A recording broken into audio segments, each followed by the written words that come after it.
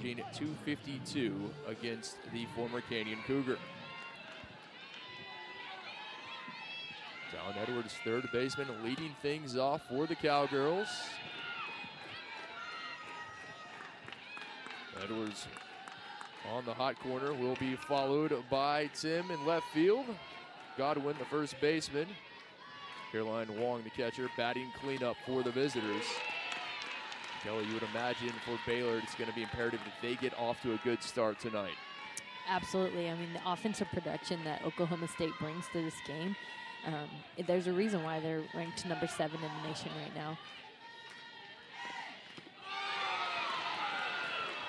Able to get ahead in the count here. This is exactly what Benford was hoping for. 1-2 count. Edwards out of Moore, Oklahoma, the sophomore. 362 average. She started every game this season for the Cowgirls. Able to stay alive at the plate. Well, to stay alive and to be productive, she's got to do just that. To sit on Aaliyah Benford's changeup right there, foul it off until she gets a good pitch. She's a threat if she's able to get aboard. Co-leader in stolen bases with 4 for the Cowgirls. Watches this as the count evens, 2 balls and 2 strikes.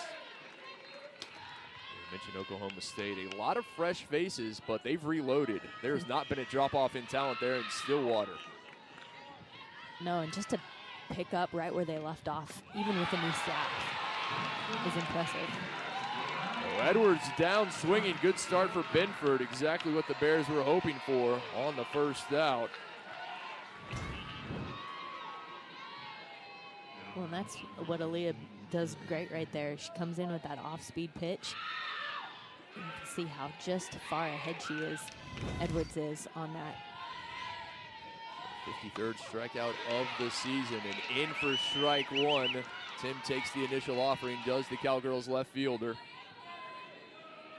Tim, the Californian, on the season, 448 average. Right back to Benford, flashes leather, a little flip over to Govan, and it's 2 up, 2 down. Take a look at the defensive lineup for the Bears. Benford in the circle. Guayasos is behind the plate. Govan at first, Cran at second, Pylon there at short. Voda on the hot corner, hot and left, Strain in center. Watson rounds out the lineup for the Bears defensively in right. Quickly 2 up, 2 down. Baylor hoping to retire. The Cowgirls in order, but Oklahoma State with other ideas as this is going to go all the way to the wall. A 2-out single on the first pitch from Goodwin.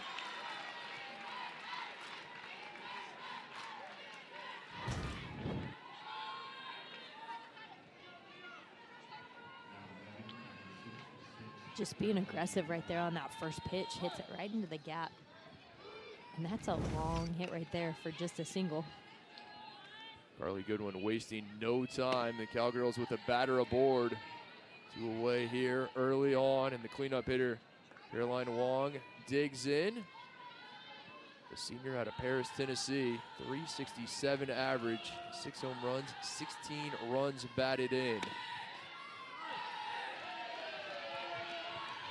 Slugging a whopping 770.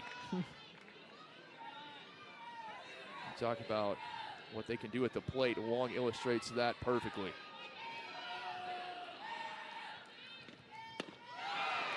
Wong unable to locate it, now 2-1.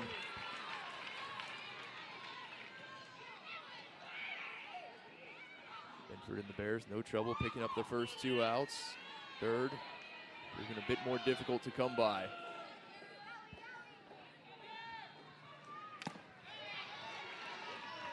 Cowgirls have scored first in all 20 of their games this season.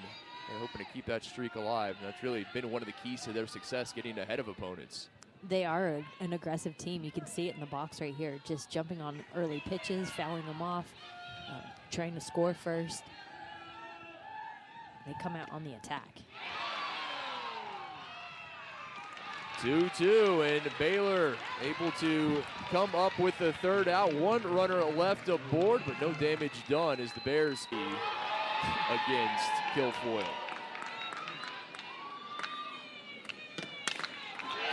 The opening pitch, and Baylor's going to send this one a little bloop into right. And the Bears with the leadoff batter aboard.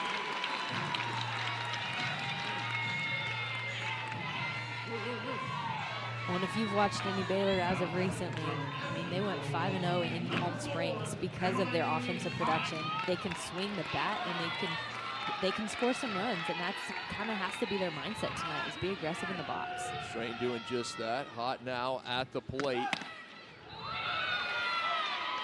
Followed by Govan. And Coriasos in as the cleanup hitter. Looking to strike first. Cowgirls, one hit, one runner left aboard, but ultimately couldn't put her in scoring position. This bunt will trickle foul. 1-1 count to Hot.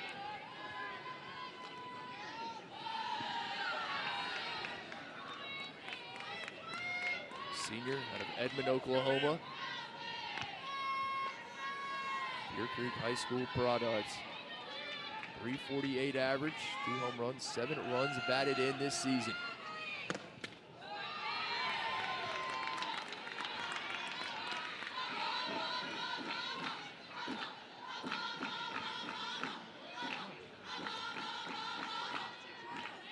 Govan, star first baseman, waiting on deck.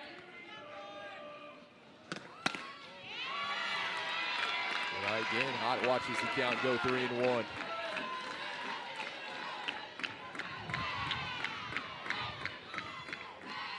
Guilfoyle has not given up an earned run in her last 30 innings pitched. That is just incredible. Fires this in, the count now full. We talk about the young talent. There's some new talent there as well. Some transfers that have made their way to Stillwater, and they've made an impression this season. Chief among them, Guilfoyle. Turn takes off, and that is going to go over to short. No opportunity, and the Bears have 2 aboard. Well, and I know that's not the hit Emily Hot necessarily wants, but Taylor Strain is stealing on that pitch. And so that's pulling shortstop over to the bag, but getting just enough on hands inside to hit that ball there.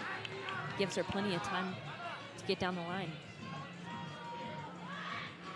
The Cowgirls were 2 up, 2 down in their first appearance at the plate. Bears, their first 2 batters aboard. Home plate umpire Dustin Douglas.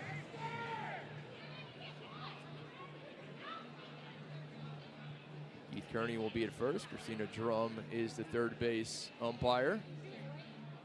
Looks like Coach Gajewski called for a review. Not quite sure what he wants reviewed. Possibly Taylor Strain leading early at first base is the only thing I can really think of that would impact the play of this. I defer to you on that one, Kelly. I didn't see anything. I think that is indeed the case. Coach Gajewski wants that reviewed. We will see if it will stand. Again, if Strain possibly left early.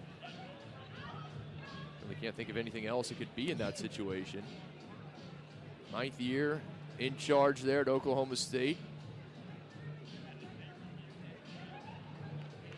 An Oklahoma grad, switching crimson and cream for the orange and black. What success they've had, particularly of late. Yeah, he's done a great job with this Cowgirl team. 4 straight Women's College World Series appearances.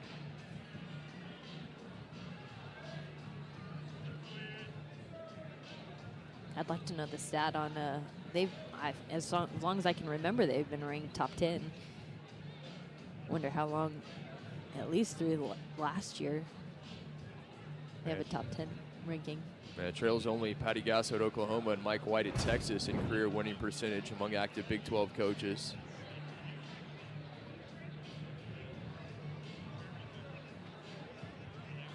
Yeah, it looks like They are reviewing that. That's the look right there of Taylor Strain on the steal.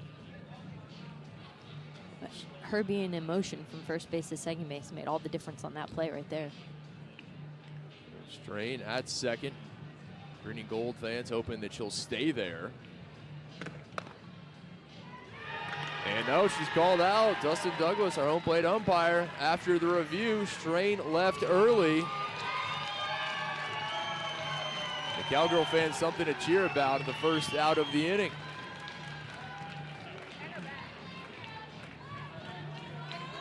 I think that's the first review on that play, that play in the game that I've seen this year. You don't necessarily see it very often when the ball's already in motion on a hit. I mean, it wasn't a straight steal where they made an attempt on her, too. Krajewski saw it. He was right. The Bears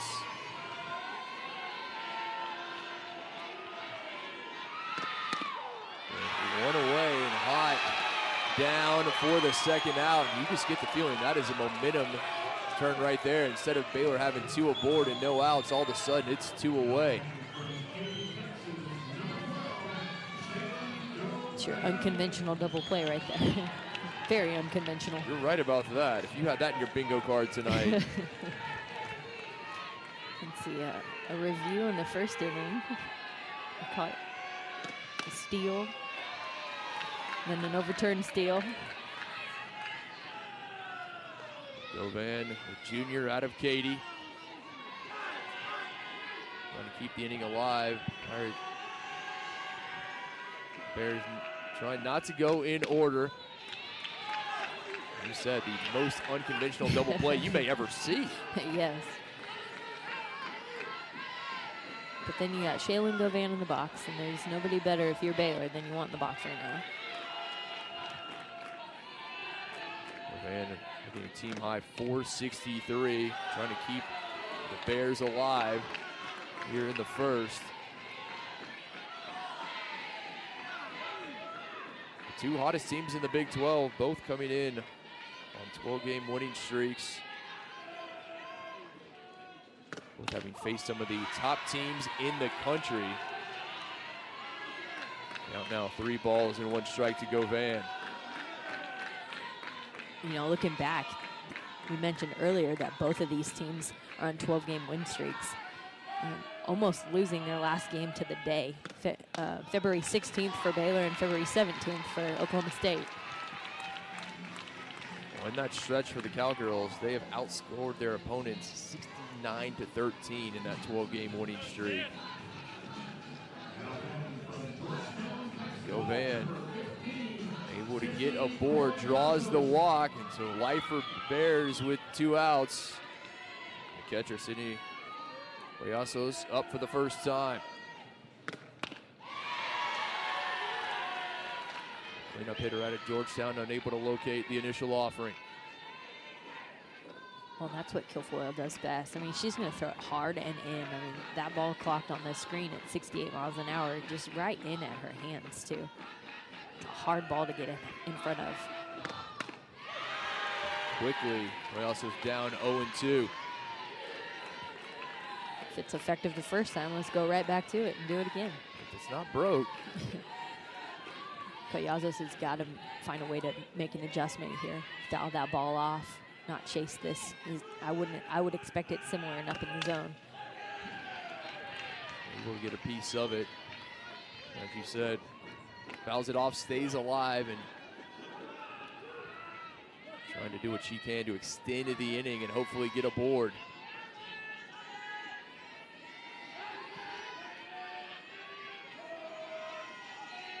There's a reason why she's earned that spot behind Shaylin Govan. And she can hit, and she's been consistent.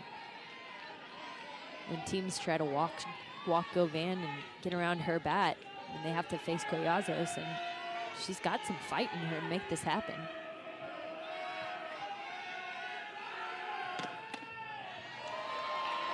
Just off the mark and count even to 2-2.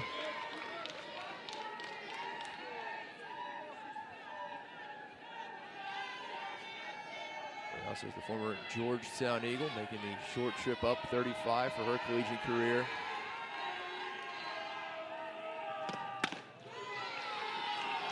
Watches it in. That one. And Kilfoyle not pleased. Thought that should have been strike 3. Well, she didn't offer it at this time. It's still early in the game. She's trying to establish that strike zone.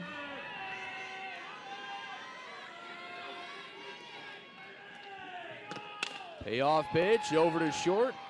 Fielded and across the diamond. And the Bears leave one stranded, and through one, we're scoreless. Game 1 of the single season, 4 trips to the Women's College World Series. In the last 3 years, they have won 143 games. That is 4th nationally behind only Oklahoma, Florida State, and UCLA. They have consistently been up there. And I mean, he recruits great freshmen, as you can see right here with Rosie Davis. He gets the transfers too, like Lexi Kilfoyle. I mean, he's able to take whatever talent he has on his team and coach them well. First pitch over to third. Devoted there. And Davis quickly down for the first out.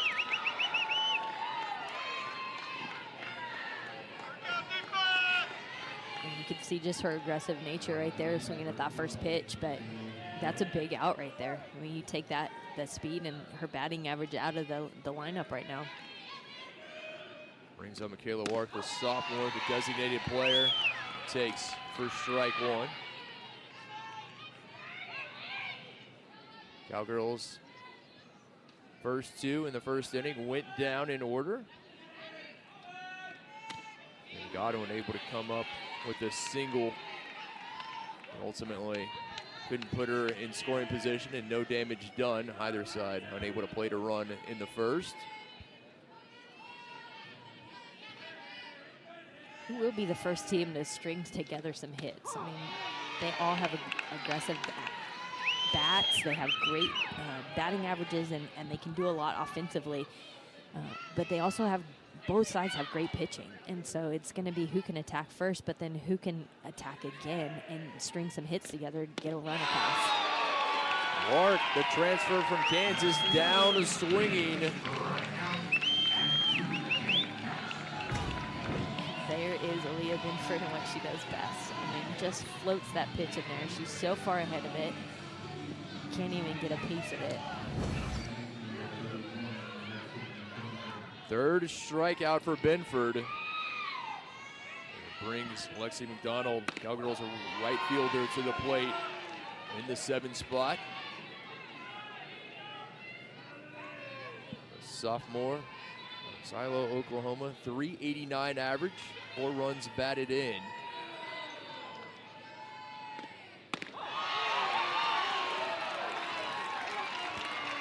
Binford feeling it inside and ahead in the count, 0-2.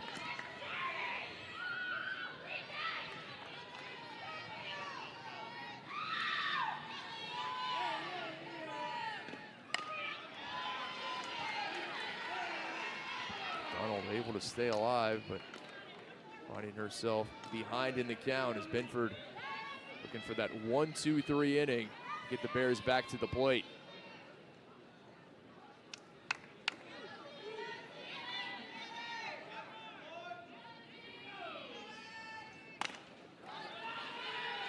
Roller Binford out of the circle. Little flip over to Govan as the Cowgirls go in order. The Bears, an opportunity. Victory a year ago, looking for his 900th win at Baylor. He's just 9 wins away from that milestone here in Waco.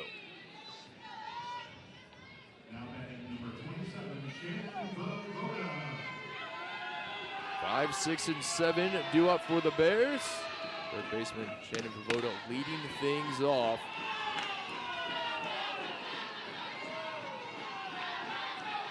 Voda out of Pueblo, Colorado. Baylor able to get a runner aboard in the first, but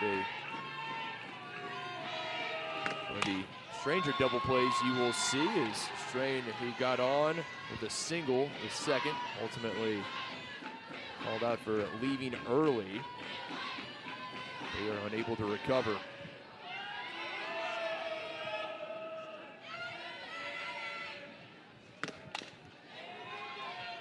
Voda just a piece of it now, 2-1.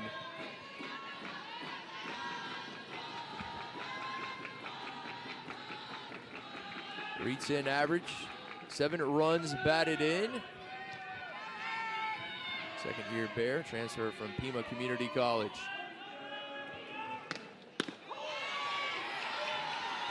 Called strike 2. She didn't play a whole lot last year. Kind of came in relief, pinch ran a little bit, but really getting that start here at third base the last couple games and making a huge difference on defense now too.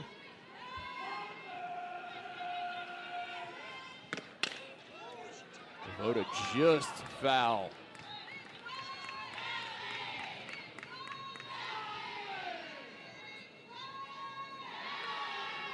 Veteran squad for the Bears. 17 upperclassmen, 7 seniors. Almost the polar opposite of Oklahoma State. Well, that was one thing Coach Moore was so excited about talking earlier in the day was, I mean, he's got the biggest roster he's probably ever had, but he loves the fact that there's so many upperclassmen that have now gone through his routine and his technique, and they know his style of gameplay to where during practices they're able to practice a little bit more of the finesse and the fancy stuff rather than just the game routines. Voda down looking. Guilfoyle with the first out of the inning, and it'll bring Watson up.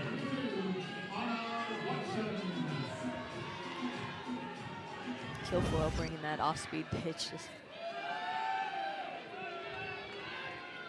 Anna Watson, Bears right fielder, digs in for the first time. Waste no time with a big cut at the first pitch sent her way. Watson, the local product out of Hewitt. .375 average.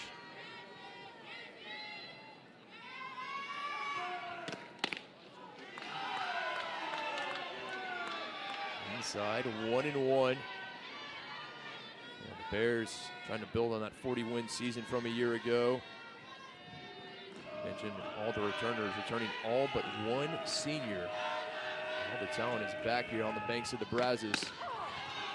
They're hoping for another deep run, possibly another trip to the Women's College World Series.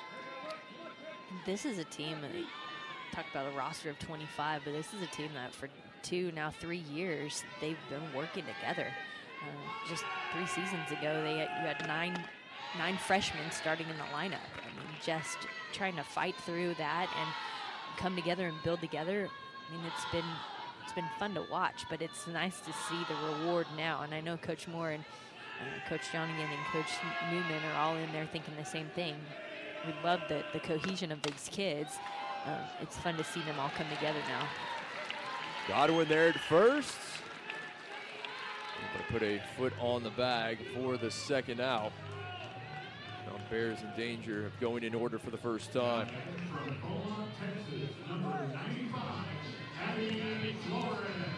Designated player Abby Flores comes to the plate, does the Beaumont native.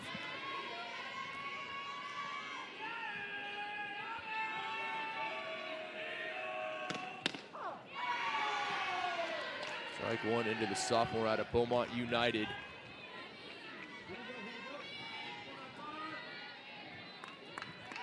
.417 average, 1 run batted in.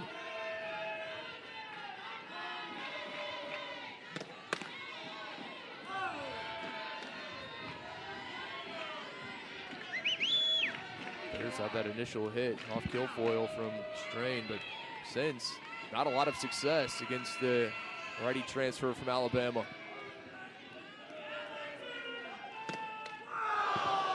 Inside, not too far. Flores able to lean back. Riker in there from Flores.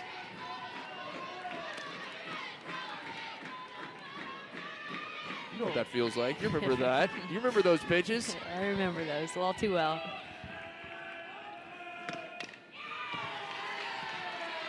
Especially you get that righty coming in and they're coming across the plate right in at you. I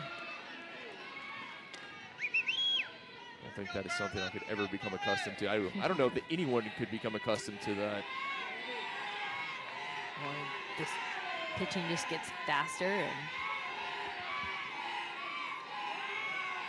67 miles an hour coming in at your head. No one can ever get accustomed to that.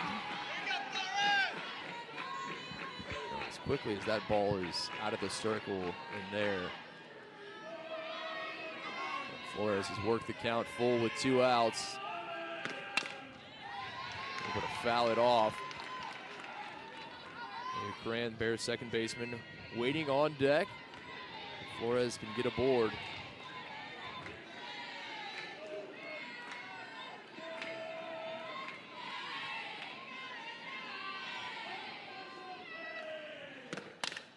Flores underneath it. Tim there in the left. And the Bears go in order, scoreless through 2 between the Cowgirls and the Bears here in Waco. The Cowgirls dating back to 2019, including a sweep last year in Stillwater by the home team. It's always a fun matchup between these 2 teams. Bloodworth jumping on the first pitch, but the shortstop for the Cowgirls quickly down for the first out. Well, just Shannon Voda earning her keep over there at that hot corner. She's got good range. You can see she's pretty well in front of the bag still, but able to make a bang-bang play. Brings to the bottom of the order center fielder Hayden Mikulowski comes up for the first time to face Benford. A native Texan out of Flower Mound up in the Metroplex. 500 average, 6 runs batted in. Big cut there. Evens the count 1-1.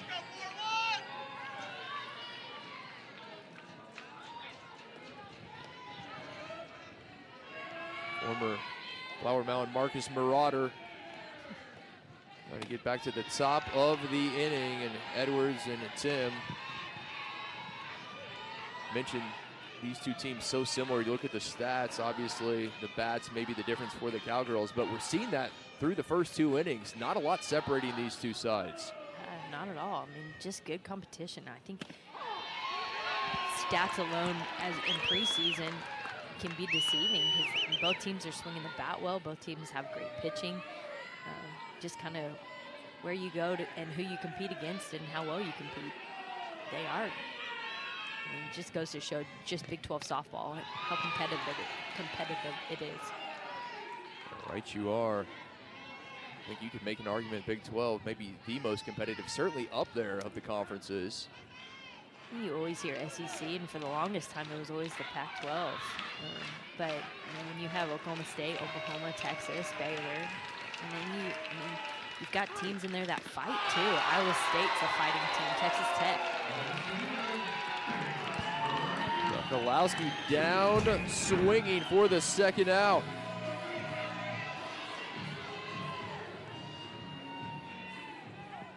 I mean, a lot of these Big 12 games are going to come down to, you know, like we said, who can string a couple hits together, who can make something happen with speed on the bases, or whose pitching is going to outlast the other. Benford, 4 strikeouts thus far. Looking to send the Cowgirls back to the dugout in order for the second consecutive inning. As Edwards comes up, struck out swinging in her first at bat. And Voda unable to come away with it, came off her glove, and fortuitous there as Edwards will end up at first with 2 outs. That's probably my fault. I just talked about how well she's playing that corner over there. Broadcaster's curse. I mean, that's still a great effort. I mean, that ball's hit hard, and it makes a diving effort to try and stop it, and almost makes a play out of it. Almost able to come away with that, but Cowgirls will stay alive. Tim at the plate. Rounded out to the pitcher in her first at bat.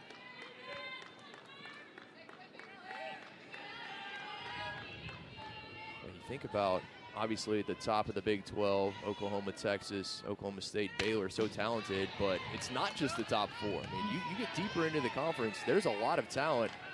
I don't think you can take anyone lightly. No, you really can't.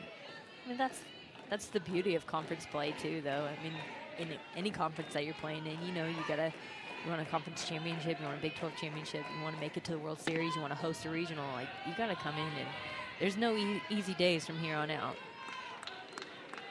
These Bears here at Getterman Stadium look out to center field, and they see those Women's College World Series appearances. The last one for the Bears in 2017. They want to add 2024 to that. And chase high, Tim down and swinging to end the inning. Benford humming along. Currently sitting 14th, right between Florida and Virginia Tech. A lot of the usual suspects there, as you would imagine.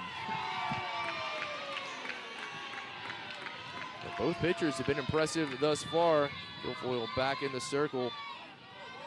Third inning of work. First time to face Leah Cran, the second baseman for the Bears. 290 average. Guilfoyle after a leadoff single from Strain. Issued a walk to Govan, and she has retired the next 4 Bears in order.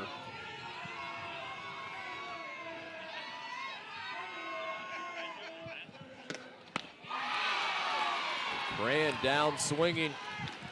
Third strikeout for Guilfoyle.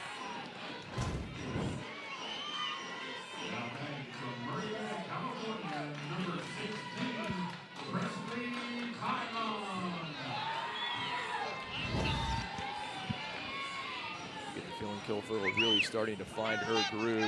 The bottom of the order, Californian Presley Pylon comes up, does the shortstop for the Bears. Yeah, finally able to establish that strike zone a little bit, feeling a little bit more comfortable knowing where the boundaries are. And she's able to move around. Her ball moves so much, but she's able to move around so much within that strike zone. 174 average for the Golden State native.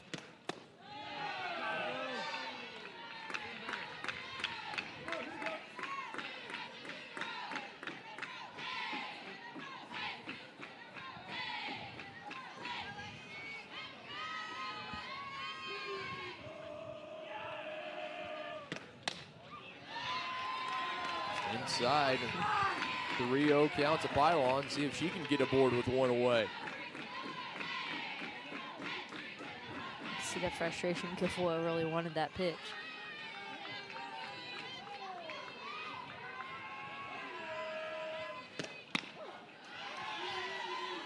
Just finds the outside corner for strike one.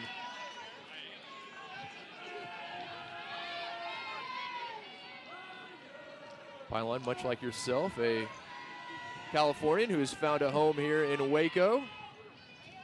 You know, I was able to talk to her in the offseason. Just her hometown is maybe 15 minutes from my hometown. We both went to LSU our first year, transferred from LSU to go to Baylor. So our paths here are similar, you're just 20 years apart.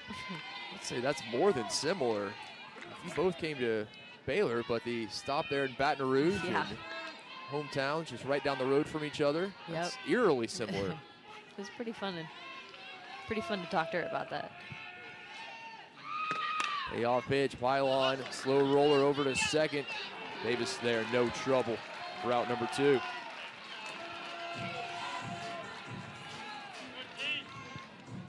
Bears in danger of going in order for the second consecutive inning. Back to the top of the order, center fielder Taylor Strain led things off with a single through the right side in her first at bat.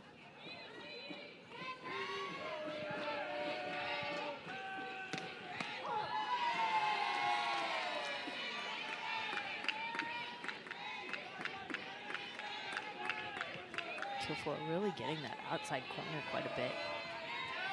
That inside pitch into these lefties is hard for the lefties to get around, but hasn't been called too often. 0-2 now, the count to Strain. Bears have gone through the lineup, face Guilfoyle, see if they can make the adjustments.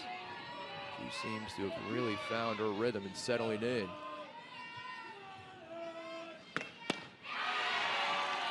Down swinging, the Bears go in order for the second consecutive inning. We're scoreless through 3 here in Waco. Conference opener between the Bears and the Cowgirls. Scoreless as we head to the top of the fourth here in Waco. Now joined by the Bears head coach Glenn Moore. Coach, impressive 5-3 record versus ranked teams this season, but now it's a different ball game. It's conference, and you're starting it in a difficult way against these Cowgirls. Talk to us, you will, about starting Big 12 against Oklahoma State. Well, it's always tough to play the Cowgirls, but our Big 12 is as strong as any conference in the country right now. So pick your poison, who you want to start with, who you want to finish with. They're all good. What's the make or break in this game, Coach? Who makes the difference here? Yeah, I think you just got to. It's a fun pitchers type game. You got to play defense and not make mistakes early in the inning for sure. You need to get a couple of outs before you make the mistake. Coach, appreciate the time. All right, thank you. Well, and I think he said it, as evenly matched as this is, and I'm feeling this entire series is going to be over in the next 2 days. That cannot make those mistakes, particularly not early in innings. And both pitchers doing a very good job, Benford and Kilfoyle for the Bears and Cowgirls respectively. Well, and just solid defense behind him too. And he makes a good point though. It doesn't matter who you start with because you got to face them all. So it's in the heart of the order up for Oklahoma State here in the top of the fourth. Carly Godwin, the first baseman, leading things off. Long the cleanup hitter to follow, and then Davis singled to left in her first at bat, took the first pitch she saw from Benford. Down in the count, 0-2, now 1-2 to Godwin. And he said it. I don't know that it really matters that it's the number 7th ranked team in the country, Oklahoma State. As talented as the Big 12 is from top to bottom, it really wouldn't matter who you started conference play with. well, sooner or later you're going to have to face the number 1 team and the number 2 team. I mean, Oklahoma State may move up too, and you've already faced Tennessee when they were ranked number 4. You just, there's a lot to competing, and you need to face those games if you want to make it far into the run too, into regionals and ultimately World Series. 1-2. The throw not in time. Godwin able to beat it out, and she is safe at first. Great play from Pylon, just couldn't get it the throw across. Just incredible range right there. You can see she just lays out for it, able to get that ball, keeping it off the grass. You can't make a strong throw. Pylon did it defensively, but the throw just not enough behind it. As the leadoff batter aboard for the first time today for the Cowgirls. What can they do with it? Godwin at first, and the cleanup hitter, the catcher Caroline Wong, up to bat. Struck out swinging to in the first. 16 runs batted in, 6 home runs. As that wind continues to gust out to left field. Ellie, you and I were talking about this earlier during the weather delay before the game, and generally you were saying, as you know better than anybody, the wind kind of swirling around here, comes in at Getterman, but it's rare that it goes out, particularly the gust that we've seen this evening. Yeah, there's just that storm cell that blew through was pushing that wind out, and then now out to left, but not quite. It's very rare. I mean, like you said, that wind blows in a lot of times, but anytime you have that stadium, just the facade, that wind comes around it, and it can cause a lot of swirling in a ball, especially in the shallow infield, shallow outfield, deep infield. Yeah, gusts up to 35 miles an hour coming out of the northwest. Pretty constant at just about 20. Over to short, Pylon. Chance to turn 2, will not get the second. And take down the lead runner. Nicely done by Presley Pylon. Wow, you just see her range right there as Presley Pylon goes the other direction now. Makes such a quick throw to second base and gets that lead runner. Such beautiful hands, and wow, what a play, making a good effort down there. It's like the right call was made. Long just beating out the throw at first. Baylor unable to turn 2, but give Pylon full credit. He's done a great job defensively. And Rosie Davis comes to the plate. Grounded out to third and her first at bat.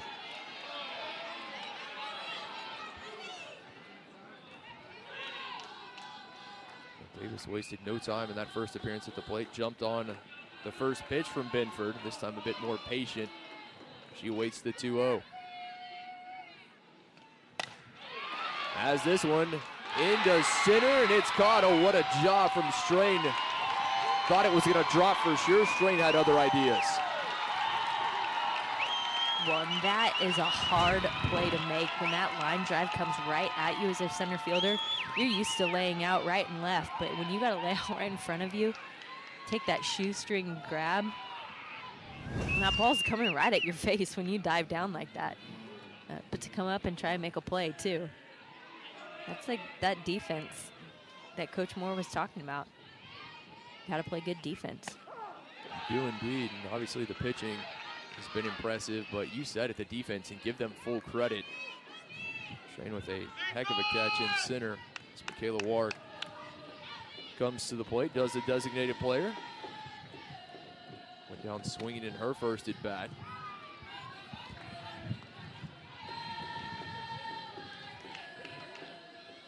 You see much more patience from the Cowgirls at this round through the lineup.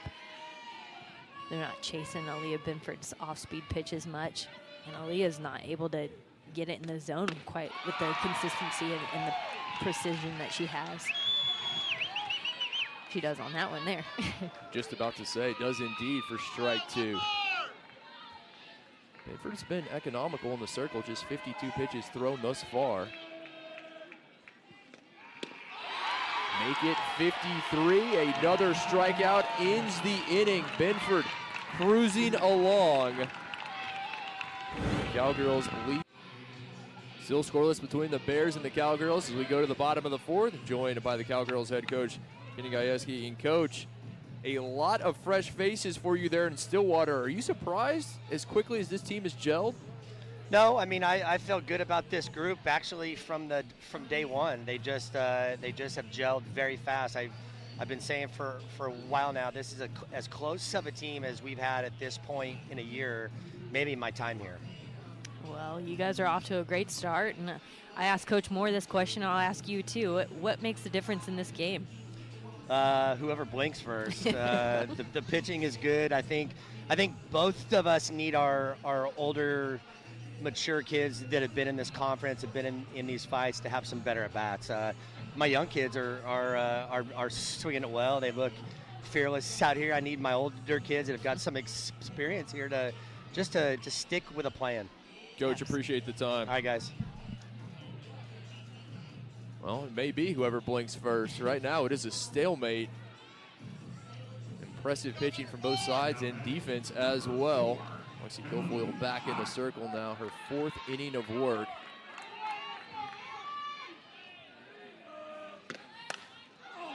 The first pitch, this will hang up in the air, and Mikulowski time to get underneath it in center for the first out. Well, in that part of the field right there, you can kind of see the flags that just made it stop right in the air. So Hott flies out to center to start the inning. Brings up Jalen Govan for the Bears. Leads Baylor with a .463 average. Drew a walk in her first at bat.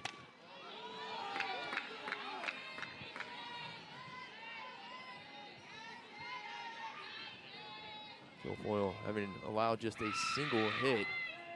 Walked 1, struck out 4 in 11 batters faced. We said it earlier about Benford as well. Guilfoyle very economical, just her 52nd pitch thrown. Yeah, it kind of goes both ways. A lot of these hitters, maybe it's the conference opener, but they're in there swinging the bat, and they're swinging the bat early. Not giving a whole lot of time for the pitchers to pitch a lot, which early in a game and early in a series, you want them to throw a whole lot of pitches and kind of wear down your pitching a little bit. But it is, first game of Big 12, and the nerves are there and the excitement's there, and everyone's aggressive and ready to jump in. Govan right to Davis at second for out number 2. The Bears again, in danger of going in order as they have the previous 2 innings. You said it, I think it's the excitement of conference play. There was a certain electricity coming into the stadium today with the fans. Doesn't matter if they were in orange and black or green and gold, you could just feel it. You knew it was different. Conference play, everything gets amped up. Yeah, I mean, it's what you prepare for. This is it right here.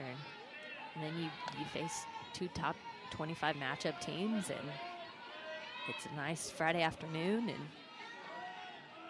it's just you put it all together.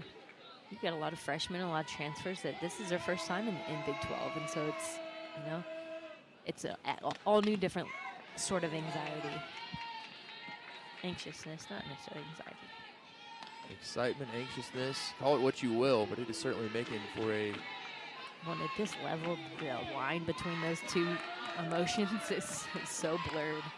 Very good point. Also is awaiting the 1-1.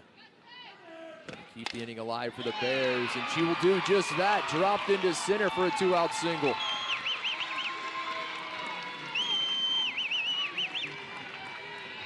Exactly what Baylor needed.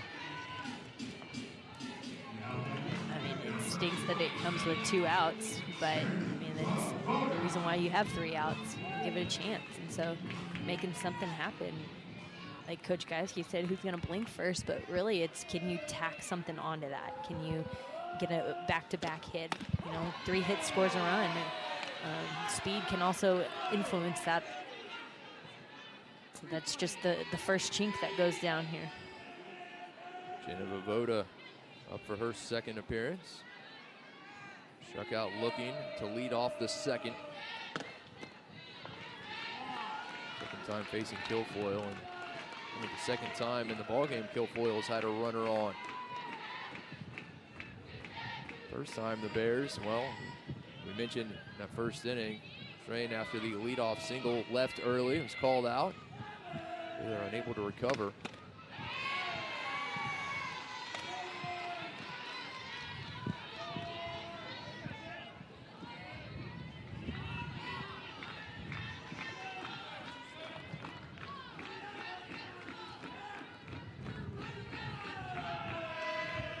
Guilfoyle with the 1-2. Strike 3. Voda down, swinging to end the inning. So Baylor leaves one stranded, unable to take advantage of the base runner. All of that. It's a barn burner. It is indeed. And Coach Gajewski said it. Maybe it's who blinks first. We will see. We're in the top of the 5th. Runners have been, base runners at a premium in scoring position. It's been few and far between. Lexi McDonald, the right fielder, leading things off. 8, 9, and 1 due up for the Cowgirls. You know, just watching the talent match in the circle and in the box and on defense, it just really goes to show like what's going to be the difference in this game. And that's why I asked both coaches that, because it may come down to a coaching or a pitch call or something that you might not see performed within the 9 on the field and the 1 in the box.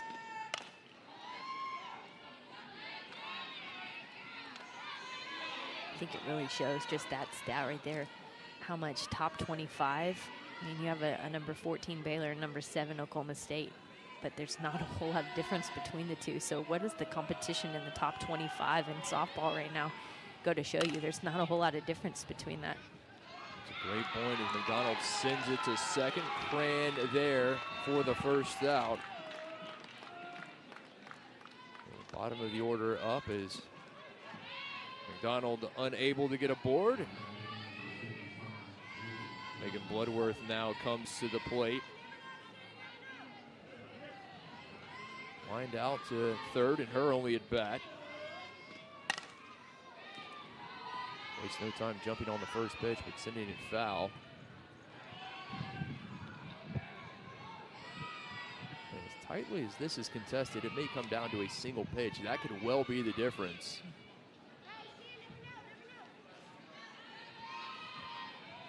Coach Lumley coached here at Baylor for years, would always say, crush the mistake. And it comes down to that one pitch. Who's going to leave that one pitch over the plate? And are you ready to attack that pitch? Because you're just looking for somebody to make a mistake, somebody to blink, somebody to, fall first. 1-1, Bloodworth sends it into center.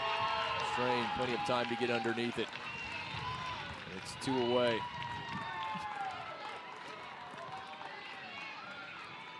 Kelly, you know better than anybody, a game like this, you have to be in top form. We're not at the middle or the end of conference. This is the first game of conference season, and these two teams couldn't have asked for a better matchup. Just as we thought, it is as close as can be.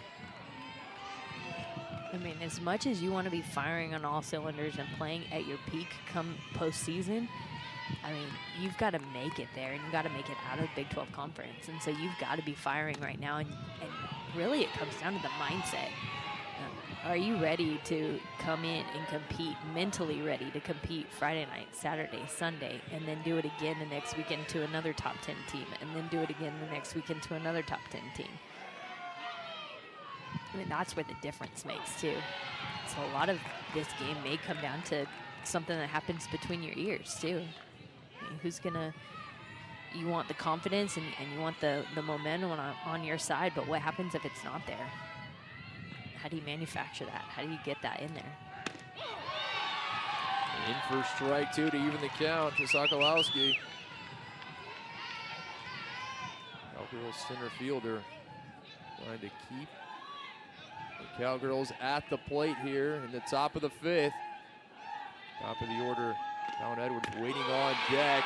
Sokolowski down, looking, another strikeout for Aaliyah Binford. Everyone's looking for blankets in March. Everybody was out here in shorts and t-shirts, yours included, and then all of a sudden that north wind came in and everybody's been trying to find that extra layer they've got stashed in a bag or in the trunk of their car. 6, 7, and 8 due up for the Bears. Anna Watson, the right fielder, leading things off. Watson grounded out to first in her only at bat thus far. If you're Baylor, you're finishing spring break. If you are Oklahoma State, you're starting spring break. But either way, this is not spring break weather. It is not, as Oklahoma State making a change in center field. Sokolowski giving away Julian Pollard. Pollard, the senior out of Louisiana. Transfer from McNeese, now taking over as the center fielder for the Cowgirls. I thought our winter weather had a bit ado to us, but no, it's hanging along, much to our chagrin. It's Texas. It's just got to throw you for a loop a little bit. It absolutely does. You don't like the weather, hang out for a few minutes, it'll change, and that is never more true than today. But we'll take it. It's not 110 yet, so. No, just wait till tomorrow. If that happens, we know who to. You can blame me. I was about to say.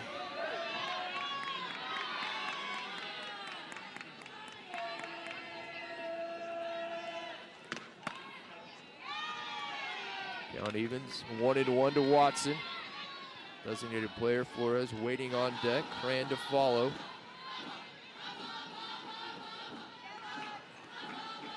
Just a combined 5 hits, 3 by the Cowgirls, 2 by the Bears. Watson sends this one into left. Tim unable to make the grab. Watson will head to second. And maybe this is the ticket for the Bears. You're just looking for the first domino to fall, and it's just probably not the best piece of hitting. She got jammed on this pitch, but got her hands inside enough to take it opposite field where the wind is blowing and it's swirling out there. And between that and the lights, you can see that ball just goes to the other side of Tim out there, and she can't handle it. Couldn't get her body back to it. You mentioned, and you said it earlier, how the wind swirls around out there, and we've certainly seen it tonight. Gusts up to 35 miles an hour. The Bears with the leadoff batter in scoring position, a position they have not been in tonight. Can they take advantage with the designated player Abby Flores up to bat?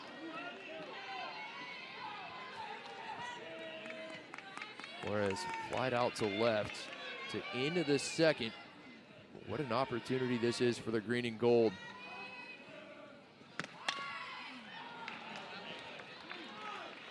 That's probably not what Flores wants to do right there, but you got to manufacture a run at this point, especially the first one coming across. You're playing a team that's outranked you. You've got runner at scoring position with no outs, so you got to try and take advantage of anything you can to get that run across. So what do you have that can add to that? Is it speed? Can you put a bunt down? How do you move this runner over to try and get? You have 3 chances to move her 2 spaces, and so this is where the game of chess comes in. Whereas 1 run batted in, doesn't need the second here. As you said, they just need to move Watson along 60 feet at a time. Outside 1-2. Eric Grant waiting on deck. Best opportunity the Bears have had tonight. Just the second time they've gotten the leadoff batter aboard.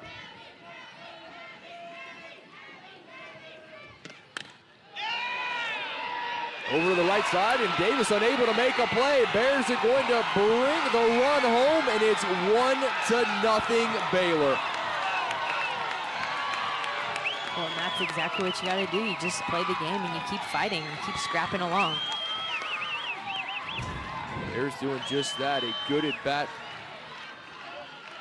from Flores, and she is rewarded. Rosie Davis unable to make the play at second. Watson flying around the bases, scores from second. Bears with the opener. The green and gold fans here in Waco on their feet. Well, Flores takes care of business. Is exactly what she needs to do. She can't lay that bunt down to move that runner over. She's got to have a ground ball to the right side, and that's exactly what she does. I mean, it causes the second baseman come over, comes off her glove, and make mistakes.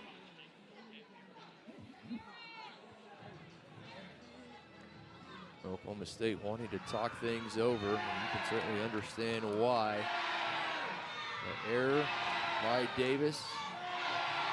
Baylor fans, a lot to cheer about. Neither side has really had much to cheer about thus far. And for the first time this season, Oklahoma State concedes the opening run. They have scored first in all 20 of their games until tonight.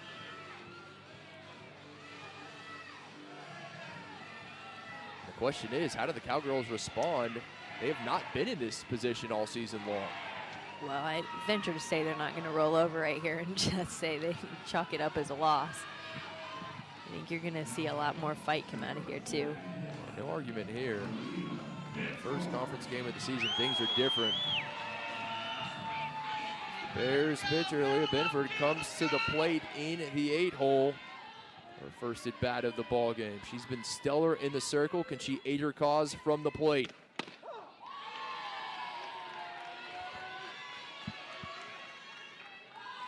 As a senior, she has just been the competitor. We've seen over the years, seen her start at shortstop. She's played third base. She's done it all in the circle.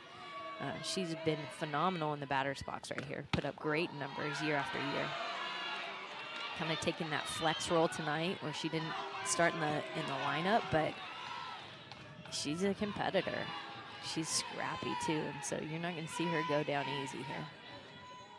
She will have to scrap here, down in the count, 0-2. Boyle unable to find the strike to sit Benford down, so 1-2 now. No outs. Baylor with an insurance run at first. After Watson was brought in, Benford over to short, trying to turn 2. The throw to first not in time, but the Cowgirls will get the lead runner.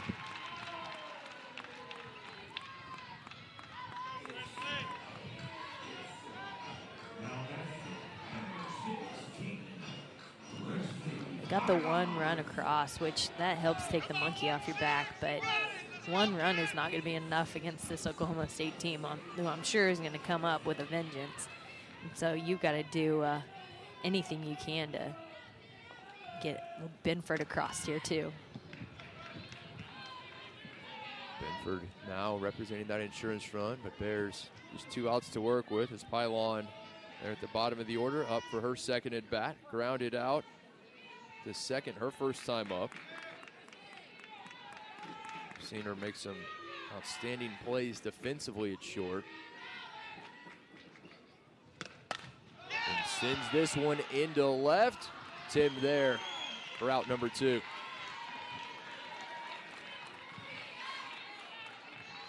Just taking defensively and saying that's not going to happen again this time, making sure of that out.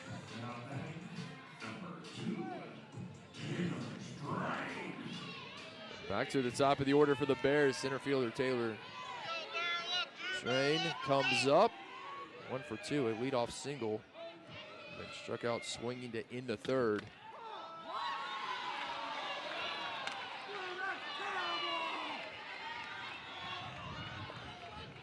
A lot of crowd fans don't like that call.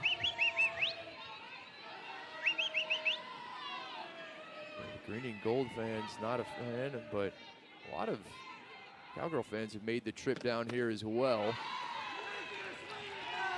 State of Texas very well represented on that Oklahoma State roster, as you would imagine.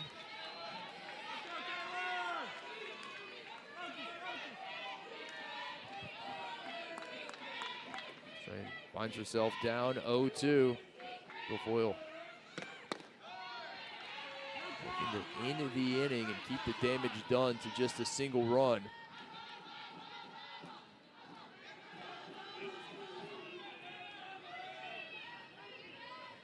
Guilfoyle does a great job of keeping that ball down in the zone, which is why a lot of these calls haven't been called, but Strain pops it up. Davis at second ends the inning, but not before the Bears are able to push one across. Bears able to strike first. A run in the bottom of the 5th, and they will make a change in the circle as we head to the top of the 6th. Riley Crandall, the sophomore out of Artesia, New Mexico, comes on. Does Crandall leads the way for the Bears, a 6-0 record, 1.32 ERA in 37 innings pitched. well, you see Baylor attack first, top half of that last inning. But now we're going to have to see how they manage the transition here. I mean, you hand the torch from Benford over to Crandall, who has put up phenomenal numbers this season.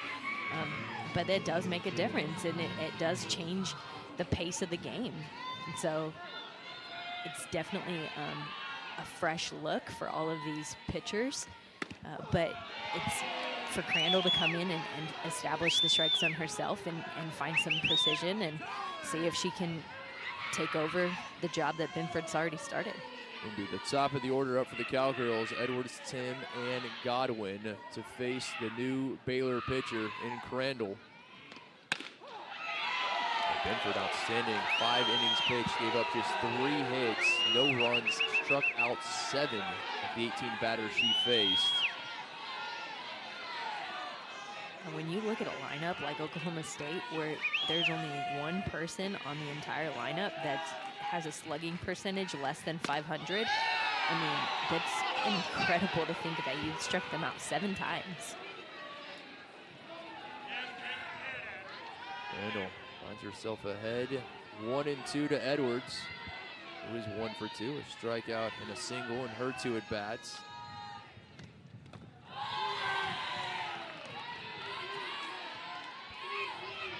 I wonder if the Cowgirls will be a bit more patient facing Crandall than they were against Benford. They jumped on a lot of first pitches, and a lot of those ended up in the gloves of... Well, and I think if you know the scouting report of Benford, you have to do that. She comes so often with that changeup that you have to jump on it early. Well, Edwards able to send this through the right side, a leadoff single.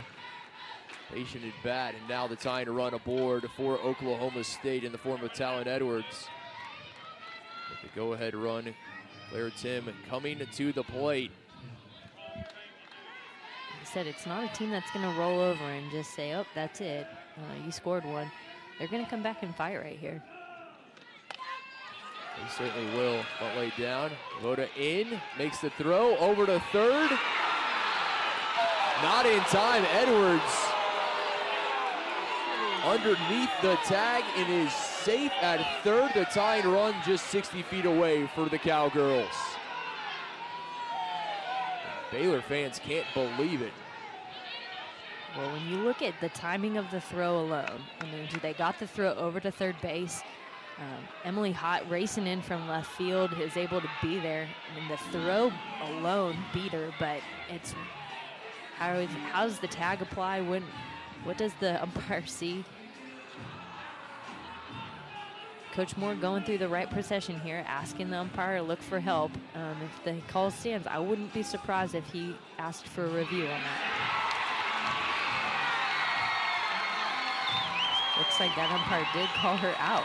And that's exactly what happened. You heard the reaction from the Baylor fans. So called out at third. Here's another look. Just a beautiful bunt laid down there perfectly. Voda has the only play was there, but heads up base running, knowing that third base is unoccupied. Best angle we have. You see right there, Hott puts the tag on that left forearm, and that's the ball. That's the hand that's reaching for the bag. And you can clearly see the glove on the forearm before Edwards made contact with the bag. Kenny Gajewski is going to use his second call right here to challenge that. In a 1-0 game, this may well be the difference. Christina Drum is our third base umpire. Gajewski less than pleased. Edwards still on third, but would be only temporarily. I mean, if they're looking at what we're looking at, it's that left forearm that goes for the bag. Hott does a great job. I mean, like we said, the throw beat her, timing alone. The throw was there, and Hott did a great job of not blocking the bag, letting her have access to the bag, so there's no obstruction in there, but precisely placing the tag right on the hand, going for the base. Coach Moore in the Baylor dugout simply looking on. Hott saying, I couldn't do anything different. I got there. I hustled, I mean, heads up hustle from left field to get there to the base. This is the best angle we have. You see the left forearm, as you mentioned, of Edwards. There is the tag applied by Hott.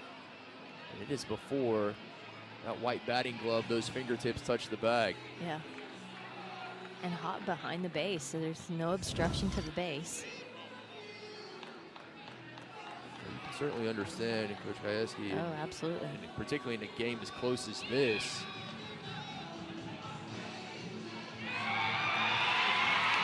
They're going to uphold that out. They will. Edwards called out. A raucous reaction from the Bears, and understandably so. The second out of the inning, bases cleared.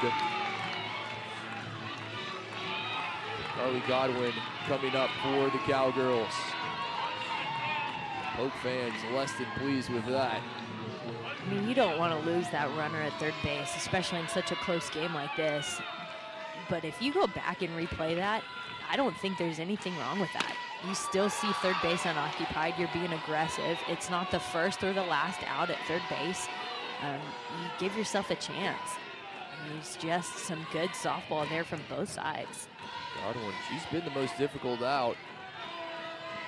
A freshman from North Carolina.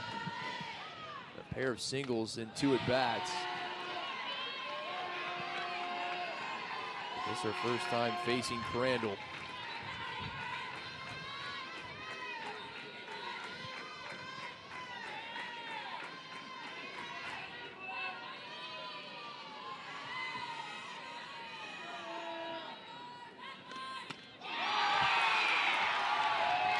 Two and one. This is a massive at bat you can tell right now, just momentum-wise, both teams, both sets of fans, I mean, they are on the edge of their seat. Godwin can continue the inning. I think it's safe to say that the excitement on the field has now come up to the stands. Get some big plays, like big out like that, lots of hits, some stringing together, a run scored, and now all of a sudden your fans are involved, and you just add to the atmosphere. What a way to begin conference play. Top 15 matchup here in Waco. Fouls it off.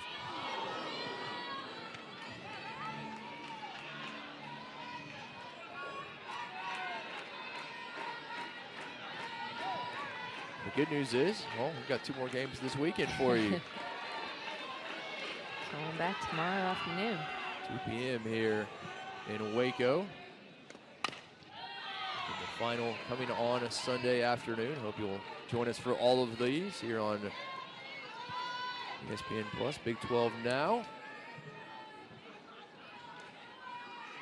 Now when the schedule came out, this was the first conference matchup of the season.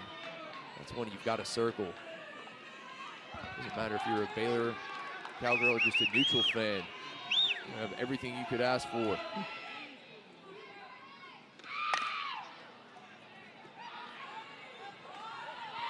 Godwin good at bat here with the 2-2 count. Knows she can't afford to take any chances. Just a great at bat. I mean, she's fouling it off to both sides. So you can see her timing is on there. She's taking away the outside pitch. She's turning on that inside pitch. She already has 2 hits on the day. She's not going down without a fight. Top 10 recruit. Just a freshman making an impact here. And she chose Oklahoma State because it feels like home. As she sends that one, it's going to be a base hit all the way to the wall and left. And sliding into second safely. A 2-out double for Godwin.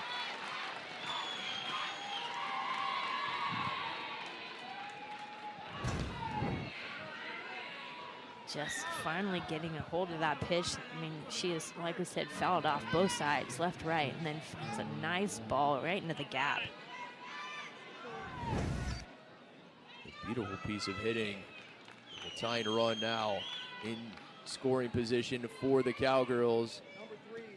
With the catcher, Caroline Wong, coming to the plate, looking for her first hit. And we'll see a pinch runner for Godwin. It'll be Scotland David, the senior from Florida, representing the tying run at second.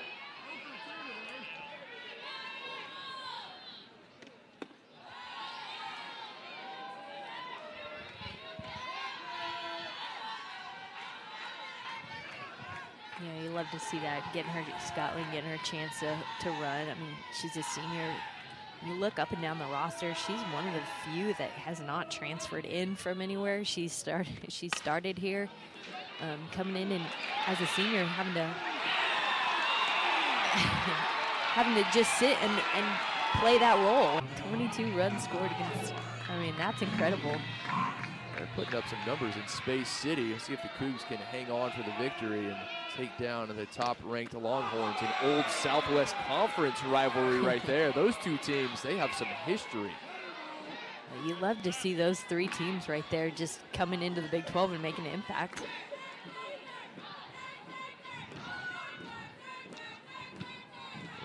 Texas has lost just 1 game this season.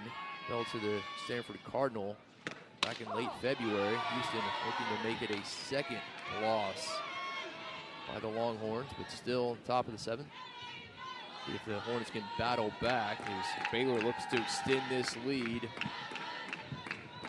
To find their lone run in the bottom of the 5th. 2, 3, and 4 up for the Bears. Hot at the plate behind in the count, 1 and 2. And we are now being told it has gone final in Space City. The Cougars able to take down the Longhorns. As Hot sends this one into right. And Donald no trouble for the first out. What a way to start conference play. Coach Moore said it doesn't matter who you start with, you're going to have to face them all. And, man, you kind of get the nerves. You've seen the excitement just right here alone, but to face the #1 Texas and coming in for that is their first Big 12 game. I mean, Houston softball opening up. Welcome to the Big 12. We're going to take down #1 Texas. With the Big 12, I don't think that was the welcome that Texas was looking to give them, and Houston turned the tables clearly. And we said it earlier. I mean, obviously, Oklahoma, Texas, Oklahoma State, Baylor, but you see what Houston did. I mean, you saw the 15 runs Texas Tech put up.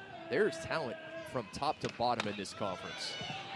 I'm the one mentioned Texas Tech earlier, scoring 15 runs right there on BYU, and BYU's got a very good team. I mean, you get the addition of BYU and Houston and UCF, and you just added a whole bunch to Big 12 play. Govan waiting the 2-0. In for strike one. Guilfoyle, who remains in the circle.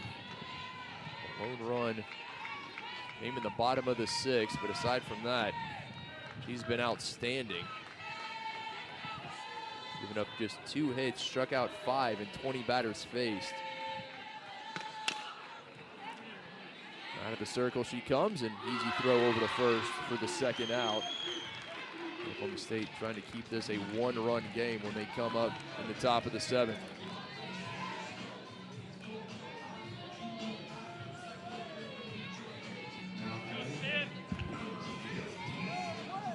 Bears catcher comes up. Collasos 1 for 2, singled in her last at bat.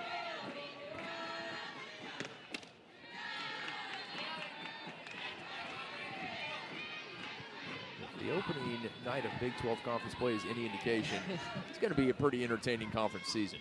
Absolutely.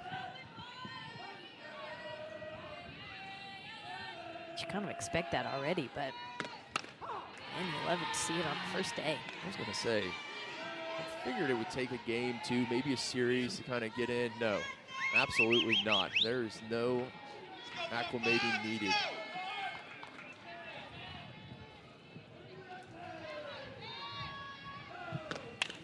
Guilfoyle.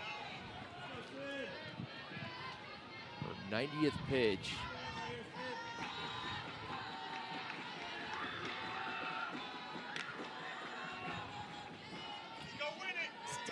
Throwing that screwball hard inside at 68 miles an hour.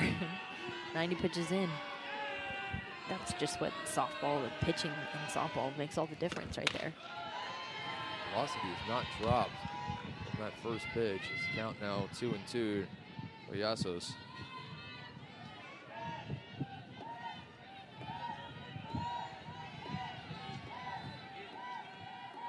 If you've established your pitches and you have the endurance, like Guilfoyle does at this point, what she does in the circle is all mental at this point. It's how do you recover from the error in the outfield? How do you recover from a run scored? How do you recover from a hard foul ball right there? And so your body is trained, and that's why you play the non-conference games that you play. That's why you play those top-ranked teams whenever you get a chance to try and build that. But her legs are there. The velocity is going to stay. It's just how can you recover and can you bounce back? And then can you count on your team to help you with the rest of the game if you're behind, or to go ahead and score? Cowgirls have had 5 hits, but have not been able to push one across. Conversely, Bears just 2 hits, 1 run. They've been aided by 2 Cowgirl errors. And also works the count full and draws the 2-out walk.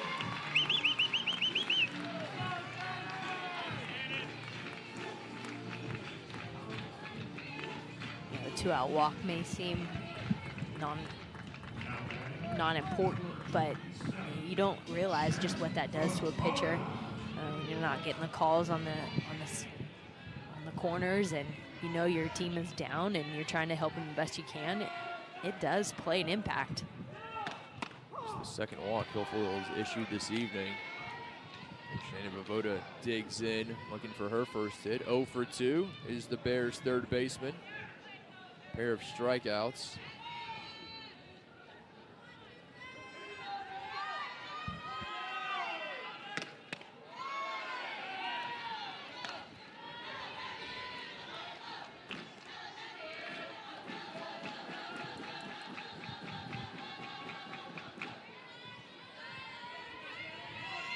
Bears with an insurance run at first. Boda move her into scoring position.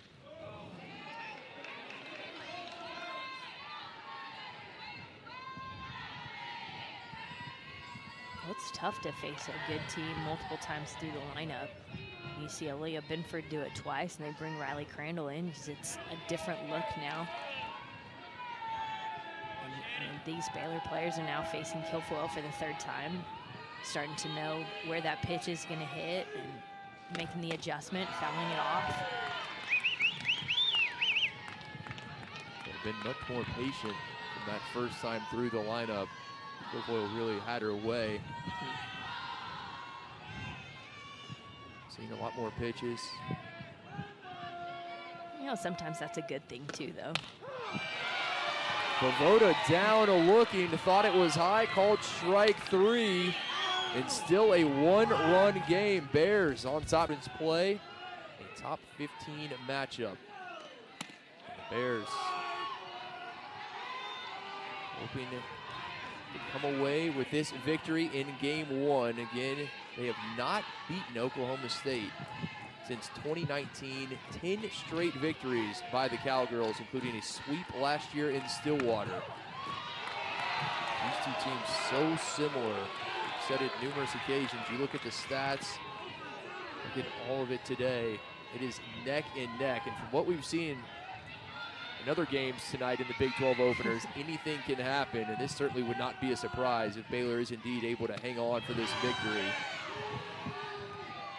Rosie Davis leading things off, 5, 6, and 7 up for the Cowgirls. This is the softball game of the past you used to see, where you just have really strong pitching come in and good defense behind them, and it's who can play to run. And you look conversely at some of those other scores we just saw. 12-10 game down in Houston, and then 15-0 with Texas Tech, and there's a lot of runs, a lot of offense that was produced. Really just shows you how strong the pitching and the defense has been here tonight. Ball 4. Davis able to draw the lead-off walk, and the tying run aboard for the Cowgirls. Oklahoma State, we knew they would not go quietly. They will battle a team that has lost just twice this season, both early and neutral site games. Their last loss against Louisiana back on February the 16th fell 4-1. It'll be a pinch runner for the Cowgirls at first. She'll wash up a freshman from Northampton, England, by way of Mansfield Lake Ridge High School, just south of the DFW Metroplex. Binford comes back in looking to close this one out. See if she can put the Bears at 1-0 to begin a Big 12 play. She done so well to start this game, giving Riley Crandall a chance to throw some pitches and just really, I mean, it's the old setup pitcher that you see. Just, can we give a different look to the batters so that we kind of forget what this looks like? And there's the beauty of softball, is you get to re-enter Leah Binford. Morse up there at first, one of the fastest players, not on the team, but in the Ingieski era, representing the tying run. Ork unable to lay the bunt down.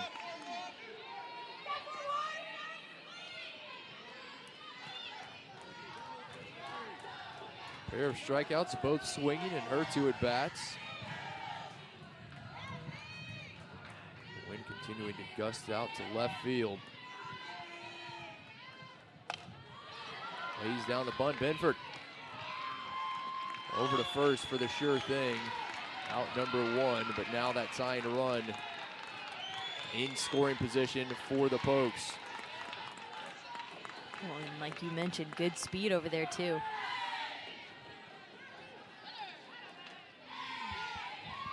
Celeste played for Great Britain in their senior national team when she was just 17 years old.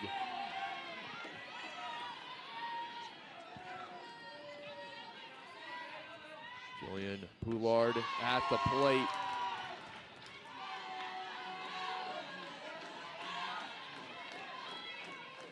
Poulard, her first at bat of the ball game. .310 average, has 11 runs batted in. There's the senior from Moss Bluff, Louisiana. Transfer from McNeese.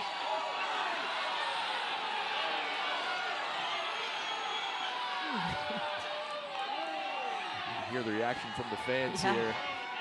It's just a beautiful off-speed pitch that Aaliyah throws a lot. From up here in the top view, it looks like it went over the plate. Not sure where it missed. So it sounds like everybody else is screaming too. 3-0 count. Pressure starting to mount on the shoulders of Benford and the Bears.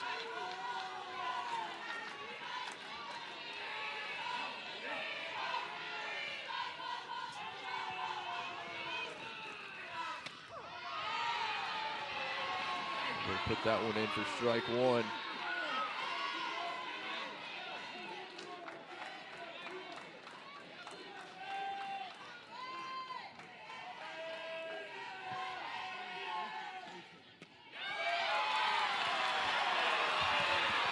Another walk, and now the Cowgirls, the tying run at second, the go-ahead run aboard, and just one out. See what everybody's all upset about here. Ball goes right over the plate, looks right at the kneecaps. She does not get that that call. Benford, who was in a circle for the first 5 innings, gave up just 2 hits, struck out 7. Over to second, steps on the bag, the throw to first, not in time to throw home. And we're tied 1-1. Cowgirls bringing the tying run in from second.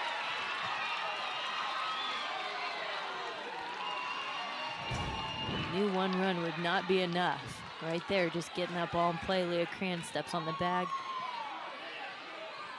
Tight play at first. Govan making the stretch, but doesn't have enough time to throw home from there.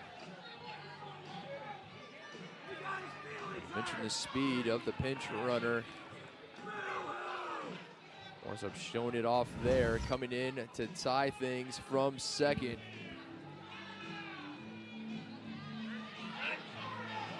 All right, Coach Moore is just called a review of something. They're gonna go back and look. Coach Moore obviously not pleased as the Cowgirls have tied things up. Coach Gajewski there.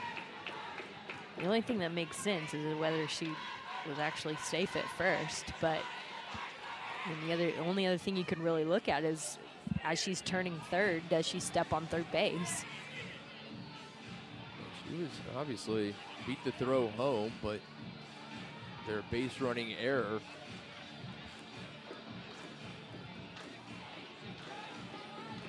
Now being told they're looking to see if the runner left early. Either one of them. They're on the base pretty good as the ball comes out of her hand. They both are.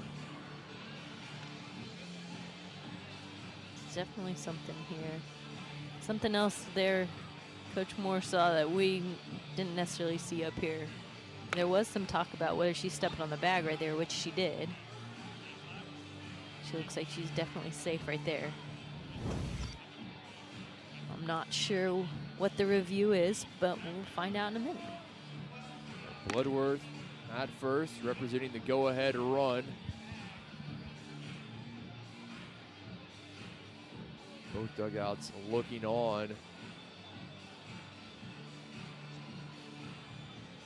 Certainly did not appear that the runner left early, and well, there's the confirmation.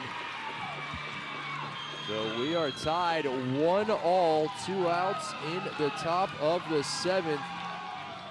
Baylor just needed 3 outs. They came into the inning, they 1-0 lead, but we knew Oklahoma State would not go quietly, and as you said, 1 run, not enough.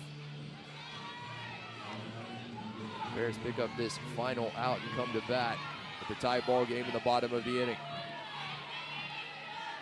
Left fielder Sokolowski at the plate.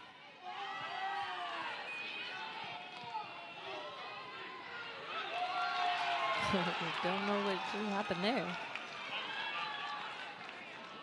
So the runner left early, called for the third out, and that'll bring it close to the top of the inning, but not before the Cowgirls were able to tie things up. Bears 3 outs to find the winning run.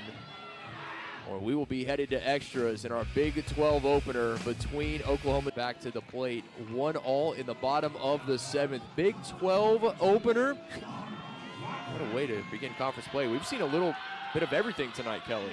A little bit of everything. I think you're right. Over to third, Edwards with the throw across. And Watson down for the first out. Baylor down to their final 2 here in the bottom of the 7th. Guilfoyle remains in the circle.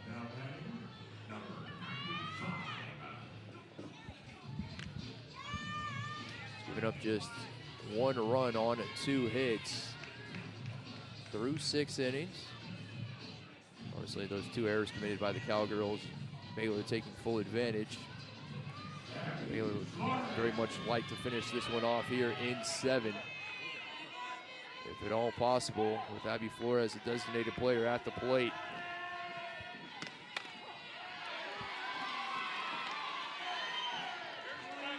Flores looking for her first hit.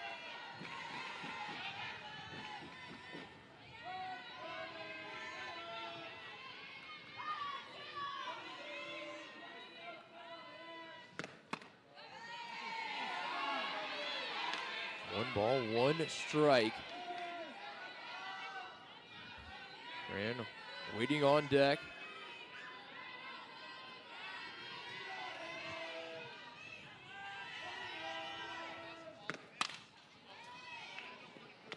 Fouled off for strike 2. Had a weather delay. We were late starting here. Seen the temperature drop about 25 degrees in the course of a few hours. That's not even talking about what's transpired on the diamond itself. Yeah, that's just all the extras. And the bar's been set in this series. We'll see if the next 2 games can reach it. We saw those Big 12 scores earlier. Texas Tech by BYU 15-0. Houston beating the first-ranked Texas Longhorns 12-10 down in Space City. A lot of runs being put up in the Big 12, but been a pitcher's duel tonight here in Waco. Over to third, Edwards fields, fires for out number 2.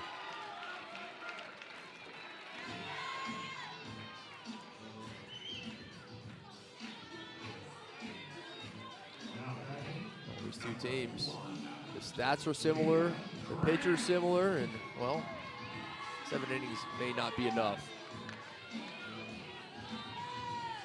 Which is crazy because we're going to play 7 more tomorrow and 7 more on Sunday too. This is just game 1. Fran takes for strike 1. I said it, if they are setting the bar this high in game 1, I don't know what they're going to bring for games 2 and 3. Yep. It'd be very interesting to see when you get some different pitching in there too, and if you switch the lineup at all. Like, there's a lot of little coaching nuances that you can do to play chess over the weekend, over the course of the weekend.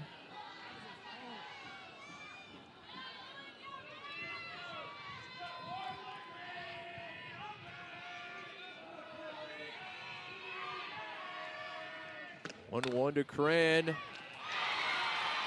Edwards there yet again. All 3 outs coming from the Cowgirls' third baseman. And we will head to extra inning.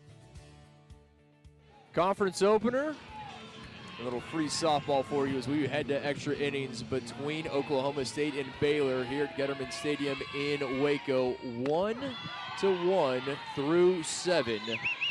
Alongside former Baylor standout I'm Kip McConico. You couldn't ask for a whole lot more. We've seen just a bit of everything tonight. Great pitching. Defense has been stellar as well. 9-1-2 due up for the Cowgirls. And hunkered in, and a lot of blankets that have made their way out. See some sharing going on. And well, if you were here at the beginning of the game, you were probably in a poncho, expecting maybe rain, and then now you need some blankets. yeah, a lot of shorts and t-shirts. It's temperature almost 80 degrees, the high today here in Central Texas. And then we had that brief chance of rain, obviously delayed our start time. Ever since that front, temperatures continued to drop. Slangalowski down, swinging.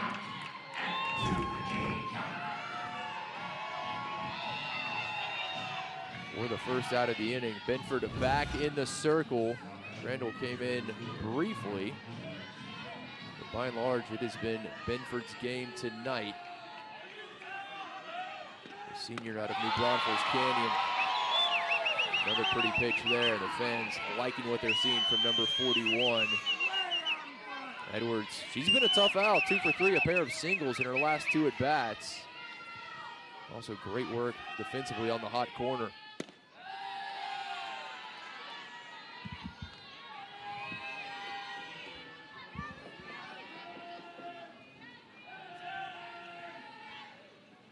You bring Aaliyah back in, she starts in that position, so you're able to bring her back in, hoping you just get 3 up, 3 down. They have the first 2. Can they make it 3 in a row?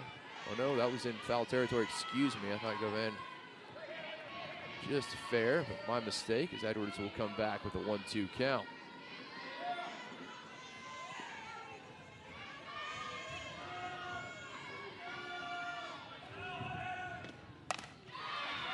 And Edwards sends it to shallow right over the outstretched glove of Cran. It's second, a 1-out single.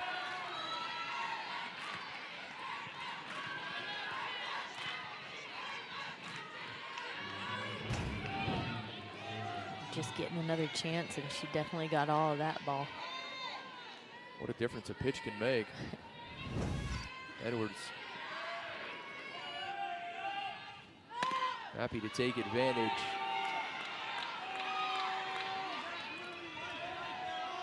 The left fielder Claire Tim now at the plate, 0 for 2. With a sacrifice bunt. A ground out and a strikeout swing in her 3 at-bats. Over to second. They're going to call interference, we'll see. Actually, looks like he's called dead ball, went off of her shoe. Indeed, so Tim back to the plate.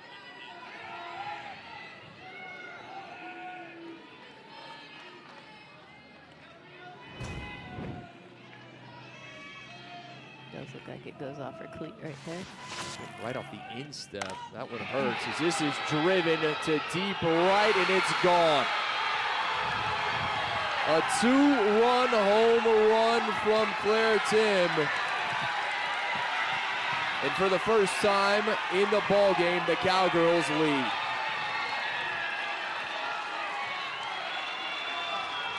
She just got all of that ball. Again, gets another chance, a second chance. That ball's just hung over the plate, and she sits back and drives all of it. Tim making no mistake. Her 3rd home run of the season. Came in batting .448, slugging .690. I'd venture to say her instep does not hurt at all right now. Maybe tomorrow, but not right now. Not right now. The Bears now finding themselves behind. Carly Godwin back up. She's 3 for 3. The star freshman gotten aboard every time she's come to the plate.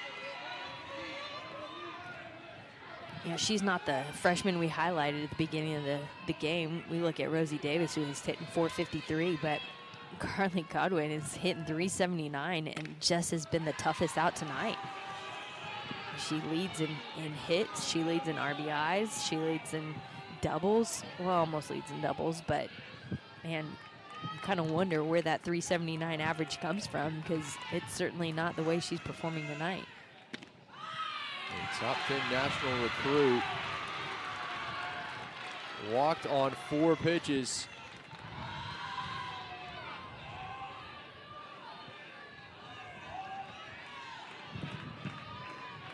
Chance for the Cowgirls to add an insurance run or two with just a single out. Audrey Schneidmiller comes up, does the sophomore out of Burleson in North Texas.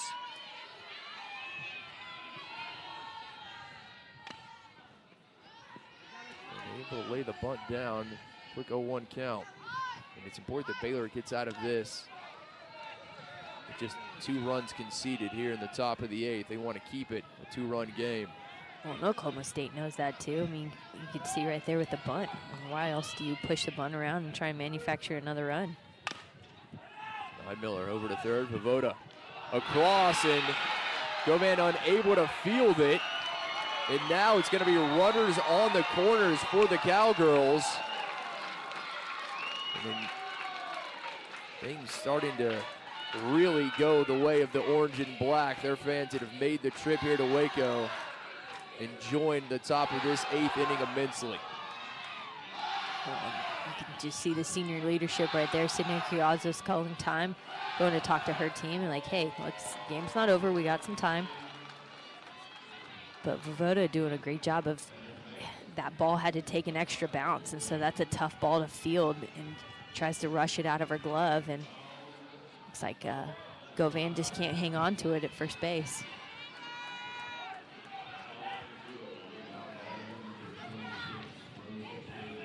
Rosie Davis, freshman we highlighted to begin this game, still looking for her first hit. What an opportunity this is with just 1 out, runners on the corners.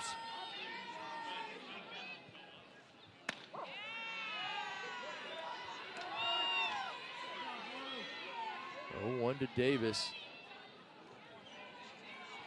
You said it, it's only so long you can keep a team like Oklahoma State down, and they were scoreless through 6. But a run in the 7th to push us to extra innings, 2 here in the 8th, and that is going to go through, and another run will score for the Cowgirls. The RBI single from Davis, and it's 4-1 Oklahoma State. Well, that's going to force Coach Moore to make a change here. I mean, Aaliyah Binford, as well as she's pitched tonight and thrown quite a few strikeouts, she just can't seem to close the game right now, even with the diving attempt there by Presley Pylon.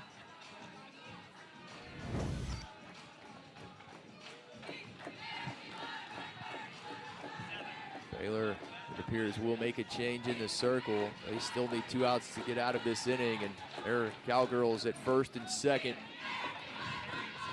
Binford, 94 pitches, 64 of those for strikes. 43 against West. Fast with coming up with these final 2 outs, and finds yourself in a tough spot with 2 on. Cowgirls have already pushed 3 across here in this inning. 2 coming on the bomb from Claire Tim over the right field wall. Taylor Warwick at the plate looking for her first hit.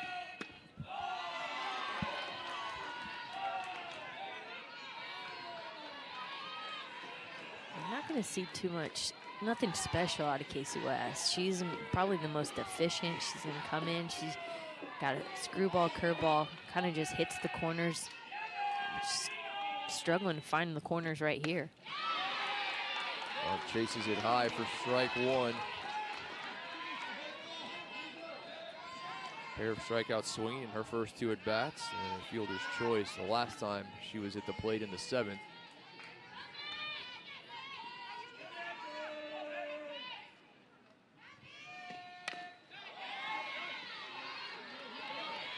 Two and 2 now. Working her way back. Mark staying in the fight at the plate.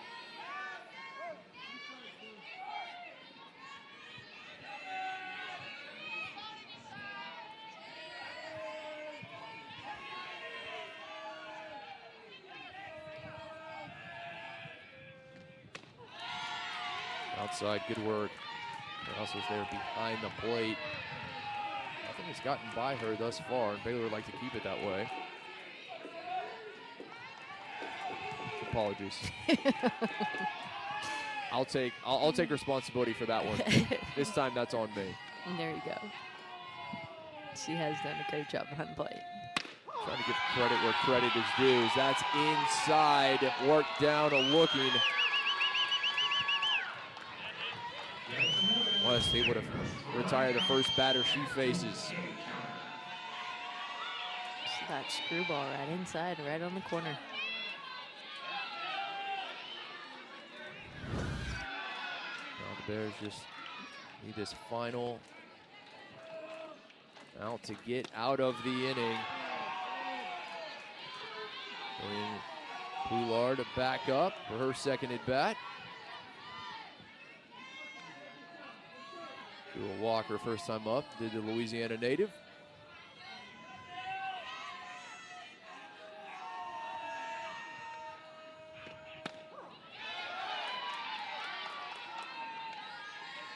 Down even 1-1.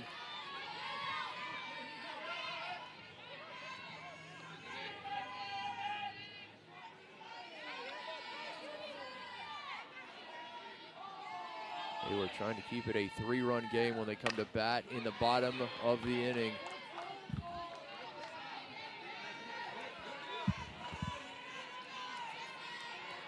Poulard, she can put this one in play.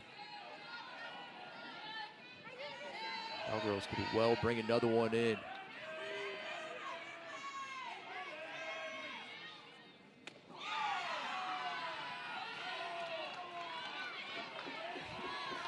That ball went right over her helmet.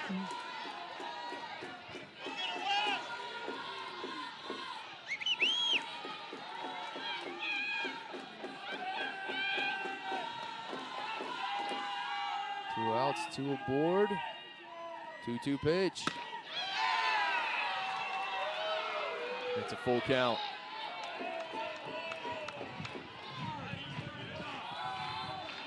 Also did the best she could to frame that one, and Baylor fans hoping that was going to be called strike 3.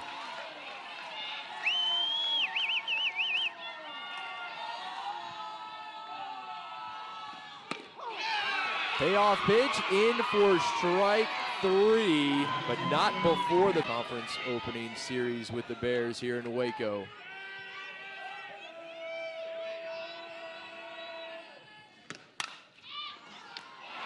First pitch right into the glove of the first baseman, Godwin there. Now Bears down to their final 2 outs. Pylon unable to put that into right field. She certainly tried to, that's for sure.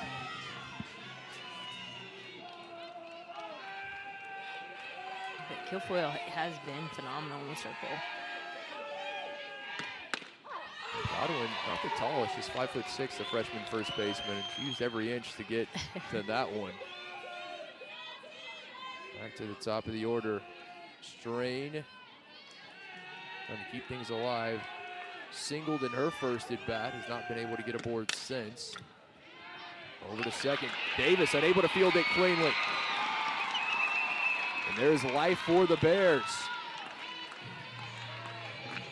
That has been their ticket all night. Just taking advantage of missed hops or drop balls, and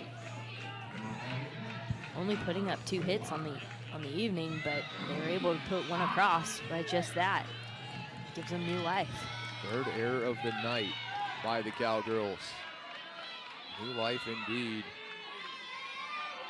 Emily Hott up for the Bears and sends that one through. Throw to first in time, and the double play will end it. The conference opener. It's like Coach Moore wants to review that at second. And he will indeed. They're going to check to make sure that Bloodworth stepped on second before the throw. And so let's take a second. Cowgirls were celebrating. Coach Moore, the Bears, wants our umpires to take another look. We couldn't end this game without another review, though. We've had a few tonight, haven't we? One in the first and perhaps one in the last here. I think that set the table that we had one in the first. They said, why not? I hate to say it, but it's almost just the nature of softball now, that with the addition of it, it's just become so natural. I know that Kilfoyle didn't intend for this, but her not fielding the ball is the best thing that could have happened, because that put shortstop right in perfect position to field that ball and make a double play. Now, whether she actually got her foot across on the base right here. Yeah, tough to tell from that angle with Blayworth. Doesn't, and Coach Moore is the one that's seeing that right there. He probably sees that that foot's not on there, but does she slide it across when she makes that throw? Because that front foot goes right over the base. I'm not seeing much, so maybe Coach Moore saw something that we didn't see. Hard to see there. From that left foot, I don't see a contact of the base with that left foot. Now, her right foot is a lot further back than you think.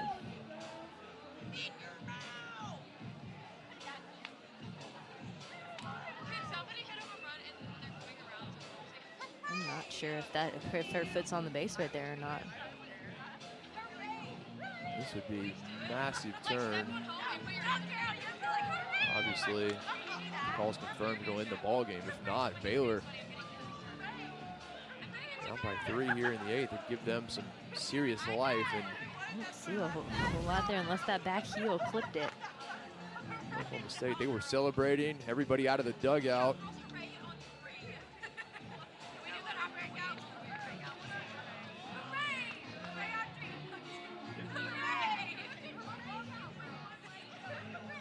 Very difficult to tell.